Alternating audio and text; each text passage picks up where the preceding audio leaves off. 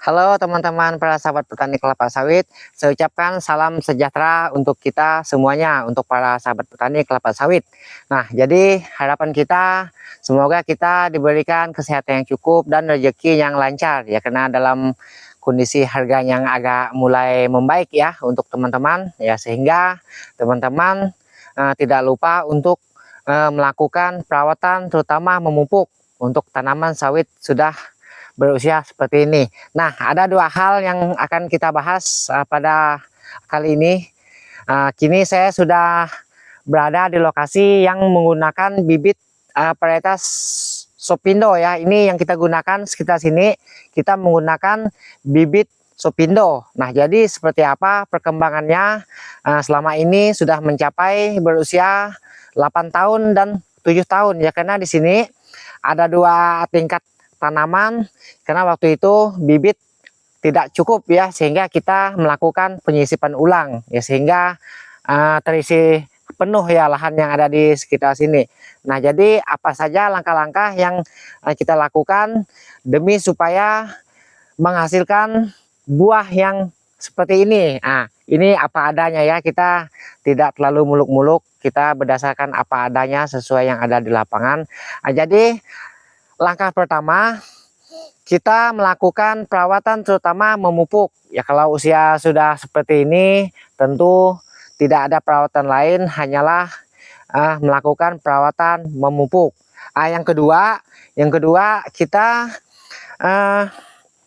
melakukan penyusunan pelepah. Nah, ini sangat penting. Jangan dikira sepele ya, walaupun itu tidak bermanfaat ya, karena kita susun berantakan ya, nanti si pemanen kita akan kewalahan ya ketika saat mengangkut buah. Jadi bagaimana sistem kita menyusun pelepah untuk tanam seperti ini? Nah, jadi yuk kita lihat nanti sama-sama, sekalian kita cek dulu buahnya seperti apa yang sudah berbuah pada saat ini ya, karena sebentar lagi kita akan melakukan panen ya, kegiatan panen ya. Cuma ini hari belum ya, kita masih survei dulu ya, karena kita biasanya sebelum melakukan kegiatan panen kita akan survei dulu apakah sudah masak atau belum ya. Ini sudah 15 hari ya, 15 hari sudah kita panen. Waktu itu menghasilkan di sini sebanyak 200 pokok ya, cuma 200 pokok itu tidak semuanya berbuah, masih mencapai 1 ton 800 sampai 2 ton biasanya. Nah, jadi semoga kali ini akan meningkat. Biasanya sih meningkat kalau saya perhatikan menurut buah yang sudah saya cek pada hari ini. Yuk kita lihat tadi contoh buah seperti apa yang mumpung belum dipanen. Kita berangkat dulu di lokasi sekitar sini.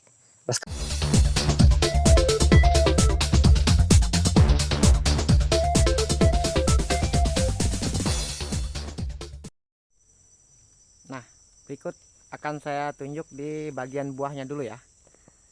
Nah, jadi seperti inilah contoh-contoh buahnya yang sudah mencapai usia 8 tahun ya, menggunakan bibit Sopin ya.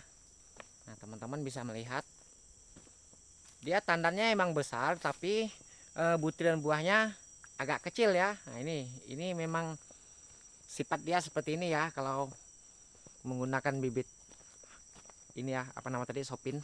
Nah, teman-teman bisa lihat ini sudah ada yang masak ya. Sebentar lagi kita melakukan kegiatan manen. Jadi kita cek lagi, walaupun tidak semuanya ya, ini semua berbuah ya, rata-rata berbuah ini ya, seperti ini ya. Sudah ada yang masak lagi, di atas ada cadangan.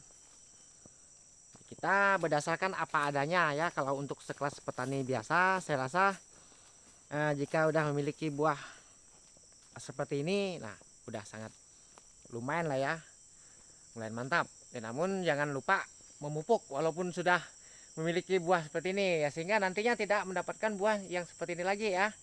Nah, ini dari 2 tahun yang lalu kita mulai perawatan memupuk sudah sesuai aturan, walaupun dosisnya pas-pasan ya. Teman-teman bisa tahu ya, kalau petani biasa itu dosis selalu menggunakan pas-pasan ya. Cuma kita melakukannya setiap 4 bulan ya, rotasi 4 bulan, sehingga mendapatkan hasil yang seperti ini ya. Nah, teman-teman bisa lihat. Nah, lumayan buah ya, mantap-mantap ya, udah masak-masak. Nah, seperti ini. Ini sengaja kita tunjukin pada hari ini karena mumpung belum dilakukan kegiatan manen ya. Karena 2-3 hari lagi baru kita melakukan kegiatan manen. Nah, ini ya, teman-teman ya. Lumayan ini. Kelas-kelas petani biasa. Ini pupuk yang kita gunakan ini selalu menggunakan pupuk NPK ya, tidak menggunakan pupuk apa-apa. Karena begitu mahalnya harga pupuk ya, sehingga kita agak kewalahan juga ya untuk membeli pupuk. Jadi saat harga pupuk yang seperti sekarang ya, betapa mahalnya. Ya kalau menurut saya jika tanaman ini masih aman-aman saja ya berarti ya tidak usah dikasih itu dan ini ya, supaya tidak membingungkan kita ya. Karena kita kan mengharapkan buah ya pohon yang bagus ya, daun yang bagus ya, sehingga bisa menghasilkan buah yang seperti ini ya. Nah, memang menurut pandangan saya sendiri pohon ini memang agak kecil ya karena sebelumnya tidak terawat ya. Nah, ini sedangkan ini udah mulai kita rawat sehingga mendapatkan buah yang seperti ini ya, tapi kita udah terlambat ya kalau untuk pohon ya, boleh katakan terlambat kalau menurut saya ya. Aturnya pohonnya besar-besar ya, seperti ini aturnya ya, cuma di sini tidak rata, ada yang kecil pohonnya sehingga dia tidak rata ya. Karena kita tujuan pun mengharapkan buah ya, tidak juga terlalu mengharapkan pohonnya ya, sebaliknya seperti itu. Nah, teman-teman bisa lihat ya, kita arah depan ya, bagian depan. Nah, ini walaupun dia tidak ada yang masak, cuma ini cadangan ini masih ada tersedia ya di bagian atasnya. Jadi kita tidak khawatir ya. Nah, ini ngetreknya tidak terlalu lama walaupun dia ngetrek ya. Nah, ini yang sangat kita harapkan ya, karena kalau yang namanya ngetrek itu sangat menyedihkan. Terkadang hanya lewat doang ya, tidak ada hasil ya, banyak lewatnya timbang dapatnya ya. Nah, itu yang sangat tidak diinginkan ya. Maka itu kita lakukan pemupukan yang rutin waktu ya setidaknya 2 kali setahun ya. Sedangkan saya sih saya sudah mencoba ini, kita lakukan 3 kali setahun. Nah, ini ya, ini 3 kali ya, 2 kali setahun pun sudah cukup, cuma 3 kali akan lebih mantap ya. Menggunakan dosis yang saya gunakan ini cuma 7,5 kilo ya untuk NPK ya, tidak menggunakan pupuk lain. 7,5 kilo NPK per pohon per tahun ya. Kemudian kita tambah dengan dolomitnya cuma 1 kilo ya per pohon per tahun. Nah, setelah itu borak cuma 50 gram per pohon per tahun. Itu saja ya yang kita lakukan di lahan ini ya, di kebun ini. Nah, jadi sehingga menghasilkan buah seperti ini. Nah, berikut kita membahas tentang penyusunan pelepah ya. Ya kalau menurut saya sendiri ya, saya melakukan penyusunan pelepah ini dengan cara satu-satu ya. Nah, kenapa harus satu-satu? Ya karena menurut saya lebih mudah para pemanen itu untuk menyusun pelepah ini ya, pelepah ini. Nah, karena kalau dilakukan 2-1 seperti yang ada di perusahaan itu, saya rasa itu sangat berat, sangat merasa kewalahan bagi para pemanen kita ya, karena begitu jauhnya mengangkat pelepah yang ada di sekitar sini, sehingga pelepahnya tidak disusun ya, karena mereka pun melakukan kegiatan panen itu dengan waktu yang buru-buru biasanya supaya mendapatkan hasil yang bagus ya, sehingga pelepah itu tidak rapi biasanya. Nah, itu kesalahan daripada aturan kita ya.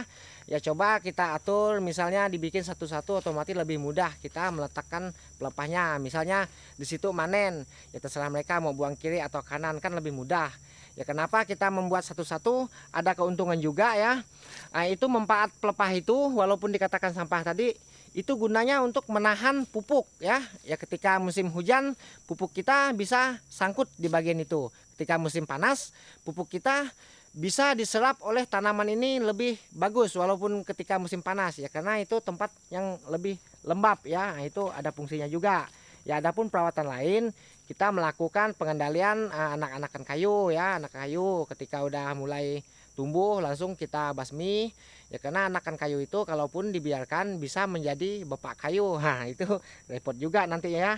Ini adapun rumput yang ada di sekitar sini ini sengaja kita biarkan supaya menahan pupuk itu tadi ya, supaya tidak hanyut tercuci oleh hujan ya, karena kalau lahan sudah berusia seperti ini ya, rawan sekali pupuk kita itu hanyut ya, tercuci oleh hujan ketika hujan yang sangat besar. Nah, jadi sepertilah contoh-contoh yang sudah kita lakukan ya, dan cara nyusun pelepah yang sudah kita lakukan selama 2 tahun ini ya. Nah, ini sudah selama 2 tahun ini saya terapkan seperti ini, sehingga pelepah ini bisa disusun oleh para pemanen kita ya, karena kita mengatur cara yang lebih mudah ya, supaya tidak membingungkan para pekerja kita ya. Kalau harus begitu, harus begini, sehingga mereka malas untuk menyusun, sedangkan mereka pemanen itu butuh hasil yang bagus. Oke teman-teman, sampai di sini dulu videonya yang bisa saya sampaikan. Semoga video ini bisa bermanfaat dan menghibur untuk para sahabat kita. Nah, jadi untuk teman-teman yang belum subscribe, silahkan mampir di channel ini untuk menekan tombol subscribe dan menekan tombol loncengnya, supaya selalu mendapatkan informasi yang terbaru dari kita. Dan saya ucapkan banyak terima kasih yang sudah menonton video ini sampai selesai.